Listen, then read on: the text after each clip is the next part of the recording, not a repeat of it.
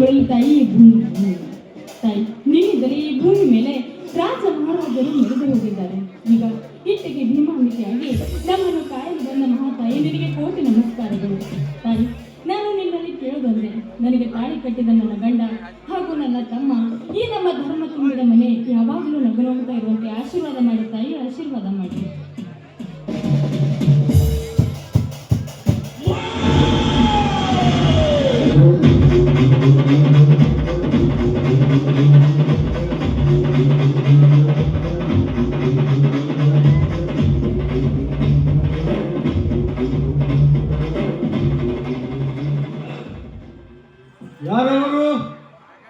ಯಾರವರು?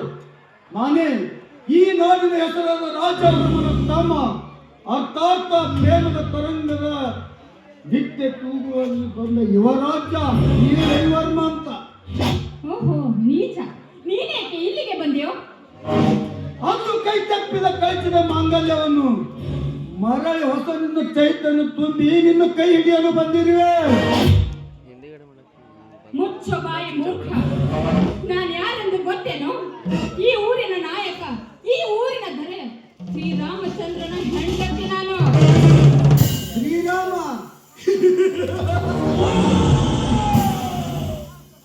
ಅರ್ಥಾತ್ ನಗರದ ನಾಯಕ. ನಿನ್ನಂತ ಶ್ರೀರಾಮಚಂದ್ರನು ಸಾವಿರಾರು ಮೆಟ್ಟಿ ಆಳುವಲ್ಲ ಈ ನಾನಿರುವಾಗ ಮತ್ತೆ ಅವನ ಕೈ ಹಿಡಿದು ಬಾಳುತ್ತೀಯಾ? ಸಾಕು ಮಾಡೋ ಈ ನಿನ್ನ ಮಾತನ್ನು. ನಿನ್ನ 100 ಕೋಟಿ ಆಸ್ತಿಗೆ ನಾನು ಒಡತಿಯಾಗಬೇಕು. 100 ಕೋಟಿ ಆಸ್ತಿ ನನ್ನಲ್ಲಿದೆ ಎಂದು ಇಷ್ಟೊಂದು ಬಂಡತನದಿಂದ ಹೇಳ್ತಾ ಇದೆಯಲ್ಲ. ಈ ನಿನ್ನ 100 ಕೋಟಿ ಆಸ್ತಿ ಕೇವಲ ನಾನೆಟ್ಟುವ ಹರಕು ಚಪ್ಪಲಿ.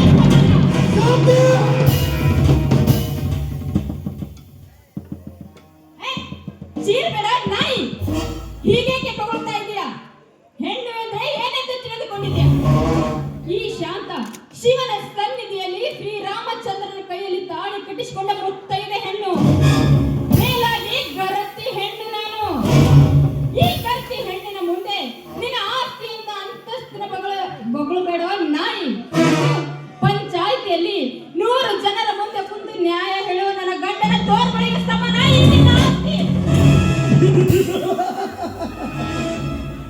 ಪಂಚಾಯಿತಿ ಪ್ರಮುಖ ನನ್ನ ಗಂಡನೆಂದು ಪೂಜೆಯಂತೆ ಹಾರಾಡಬೇಡ ನನ್ನ ಮುಂದೆ.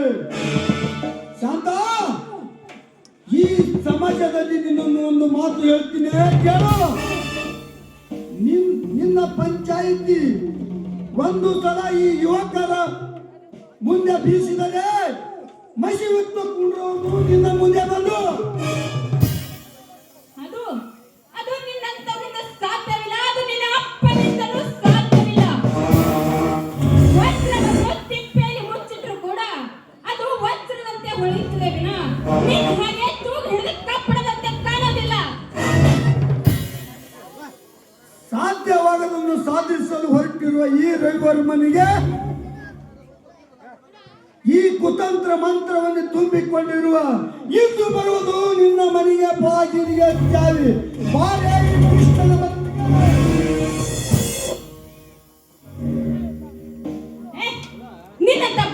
ನಿನ್ನಂತ ಪಾಪಿಯ ಬಾಯಿಲೇಕೋ ಕೃಷ್ಣ ಎಂಬ ದೇವರ ಹೆಸರು. ಅವನ 10 ಅವತಾರ ಧರಿಸಿ ನಿಮ್ಮಂತ ನರರಾಕ್ಷರನ್ನು ಕೊಂದಿತ್ತು ಗೊತ್ತಿಲ್ಲವೇ? ಅಂತ ದೇವರ ಹೆಸರಿಗೆ ಮತಿ ಬೆಳೆಬೇಡ, ಹೊರಟೋಗ ಇಲ್ಲಿಂದ. ಹೊರಟು ಹೋಗಲು ಬಂದಿಲ್ಲ ಶಾಂತ. ಘಟ ಸರ್ಪನಾಗಿ ನಿಮ್ಮ ಕುಟಿ ಕತ್ತಲು ಬಂದಿರುವೆ. ಶಾಂತ, ಬಾಯಾರಿದ ಕೆರೆಗೆ ಬಕ ಪಕ್ಷಿಯಂತೆ ಈ ಕಾಮುಕ ನಿನ್ನ ಜೊತೆ ಕಾಮನಾಡಲು ಬಂದಿರುವೆ. ಬಾ. ದೂರ ಸರಿದು ನಿಂತು ಮಾತನಾಡೋ ದುರಾತ್ಮ. ಅಂದು ಸೀತಾ ಮಾತೆ ಮೇಲೆ ಕಣ್ಣು ಹಾಕಿ ರಾವಣ ಸತ್ತ. ಅದೇ ರೀತಿ ನನ್ನಲ್ಲಿ ಏನಾದ್ರೂ ಕೆಣಕಲು ಬಂದಿದ್ದಾದ್ರೆ, ನಿನ್ನಲ್ಲಿ ಗಂಡಸ್ತನ ಅನ್ನೋದಿದ್ದಿದ್ದಾದ್ರೆ ಬಾರ ಮುಂದಕ್ಕೆ. ನನ್ನ ಗಂಡಸ್ತನಕ್ಕೆ ಸವಾಲು ಹಾಕುತ್ತೀಯಾ? ಮುಗಿತು ಎಂದು ನಿನ್ನ ಕತ್ತೆ.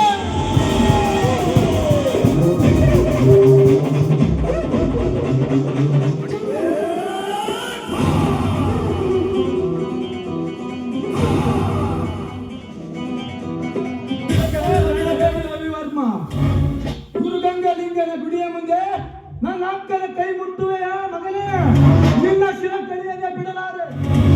ಏ ಕುಂದ, ನನ್ನ ಕೆಲಸಕ್ಕೆ ಅಡ್ಡಿಯಾಗಿದ್ದವು ನೀನಾಗಲೇ. ಮಾನವನಂದು ಮರೆತು ಮುತ್ತೈದೆಯರ ಬಾಳಿಗೆ ಬಳ್ಳಿ ಹತ್ತಲು ಬಂದ ನಿಮ್ಮಂತ ನೀಚಕರನ್ನು ಕೊಲ್ಲಲು ಬಂದ ಬೀರನೆಂಬ ಯಮಧರ್ಮ. ಯಮಧರ್ಮ? ಏ ಬೀರ, ನನ್ನೆದೆ ತಟ್ಟಟ್ಟು ತಾಕತ್ತು ಬರ್ತೇನೋ ನಿನಗೆ? ನಿನ್ನಷ್ಟೇ ಕಲೆ ಇಂಥ ಹೇಳಿ ಕೆಲಸ ಮಾಡಿದವರ ನಿಮ್ಮಪ್ಪನಂತವರ ಎದೆಯನ್ನು ಮೆಟ್ಟಿಸಿರುತ್ತೇನೆ. ಏ ಬೀರ, ಸಾಧ್ಯವಾಗದನ್ನು ಸಾಧಿಸಲು ಹೊರಟಿರುವ ನಿನ್ನನ್ನು ಇಲ್ಲೇ ನಿನ್ನನ್ನು ಮುಗಿಸಿ ಬಿಡಬೇಕಾಗುತ್ತದೆ. ಎಚ್ಚರ. ಗುರಿಯಲ್ಲಲೇ ಇವ ಬರೇ ಬೀರರಲ್ಲ, ನಿಮ್ಮಂತ ಕಾಮವಂತರ ಬಿಸಿ ರಕ್ತ ಕುಡಿಯಲು ಹಸಿದು ಓಡಿ ಬಂದ ಗಂಡನೆಯ ಬೀರ. ಗಂಡಲಿಯ ಬೀರ.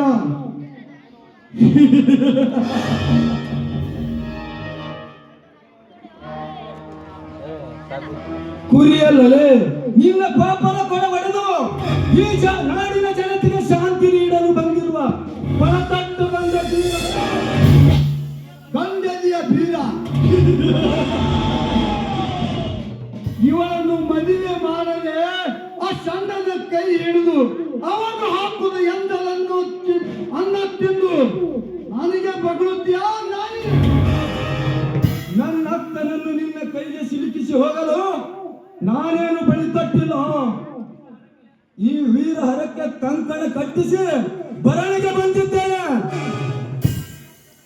ಇನ್ನೊಂದು ಸಲ ನನ್ನ ಅಕ್ಕನನ್ನು ಮುಟ್ಟಿದರೆ ಏನು ಮಾಡ್ತೀವ? ಎತ್ತಿನ ಕೈಯನ್ನು ಇದೇ ಕೊಡಲಿಯಿಂದ ಕತ್ತರಿಸಿ ಆ ನಿನ್ನ ನೆತ್ತರದಿಂದ ನನ್ನ ಅಕ್ಕನ ಪಾದವನ್ನೇ ತೊಳೆಯುತ್ತೇನೆ.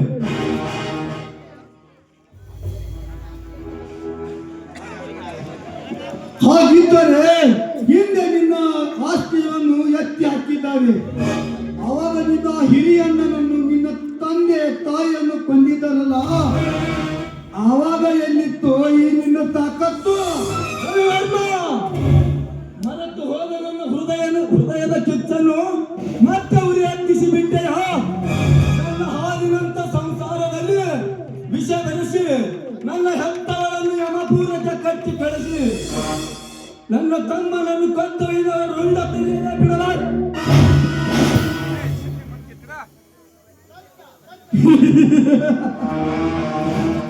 ಸತ್ಯದ ಸವಾಲಿಗೆ ಕಲ್ಲಾಗಿ ಕೂತಿದ್ದಾನೆ ನಿನ್ನ ದೇವರು. ಹೋಗಲೇ ಹೋಗು. ಈ ನಿನ್ನ ನುಡಿ ಏಕೆ? ಹಿಮಾಲಯ ಪರ್ವತ ಬಂದು ಅಪ್ಪಳಿಸಿದರೂ ಕುಪ್ಪಳ ಆಗಲಾರದು ನನ್ನ ಸಂಸಾರ. ಆಯ್ತು ಬೀರ,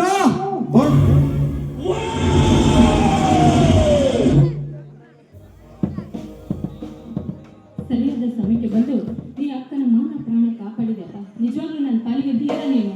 ಅಕ್ಕ ಯಾಕಮ್ಮ ಈ ನಿನ್ನ ಸ್ಥಿತಿ?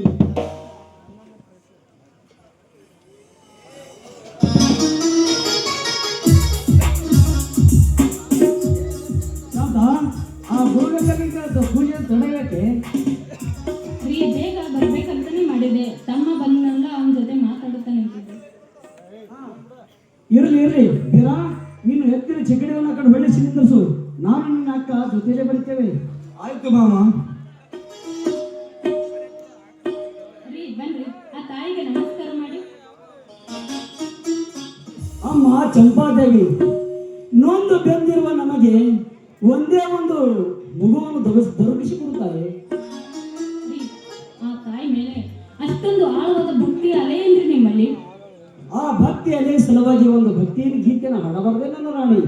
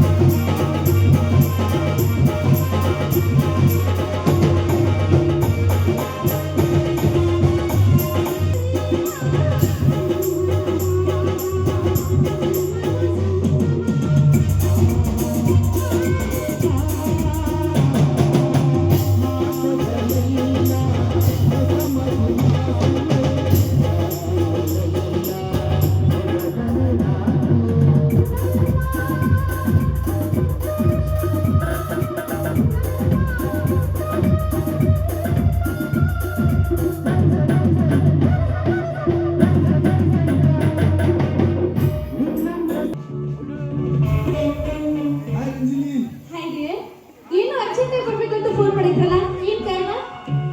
ಕಾರಣ ಇದೆ ರಂಜಿನಿ, ಕಾರಣ ಇದೆ. ನೀನ್ ಹೆಂಗಿದ್ದರು ನನ್ನ ಮೆಚ್ಚಿನ ರಾಣಿಯಲ್ಲವೇ? ಹಾಗಾದರೆ ನಿನ್ನಿಂದ ಒಂದು ನನಗೆ ಸಹಾಯ ಆಗಬೇಕಾಗಿದೆ. ಅದೇನಂತ ಹೇಳಿ ಡಾಲಿ, ನಿಮಗಾಗಿ ನನ್ನ ಪ್ರಾಣ ಕೊಡೋದು ಕೂಡ ಸಿದ್ಧ. ಪ್ರಾಮಿಸ್ ಆಗಿನಾ?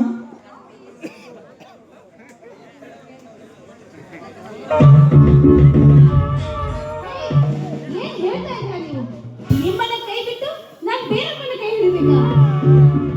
ಹೌದು. ಇಲ್ಲ, ನೀವು ನನಗೆ ಮೋಸ ಮಾಡ್ತಾ ಇದ್ದೀರಾ. ನೀವೇ ನನ್ನ ಪತಿ ದೇವರು ಅಂತ ಪೂಜೆ ಮಾಡ್ತಾ ಇರುವ ಈ ಹೆಣ್ಣಿಗೆ ನನ್ನ ಬಾಳಿಗೆ ನಿಮ್ಮ ಕೈಯಾಗ ನೀವೇ ಬೆಂಕಿ ಇಡ್ತಾ ಇದ್ದೀರಾ. ಇಲ್ಲ, ನಿಮ್ಮ ಪಾದ ಸೇವೆ ಮಾಡ್ಬೇಕಂತ ಏನೇನೋ ಆಸೆ ಇಟ್ಕೊಂಡಿದ್ದೆ, ಅದನ್ನೆಲ್ಲ ಗಾಳಿ ಗೋಪುರ ಮಾಡ್ತಾ ಇದ್ದೀರಾ.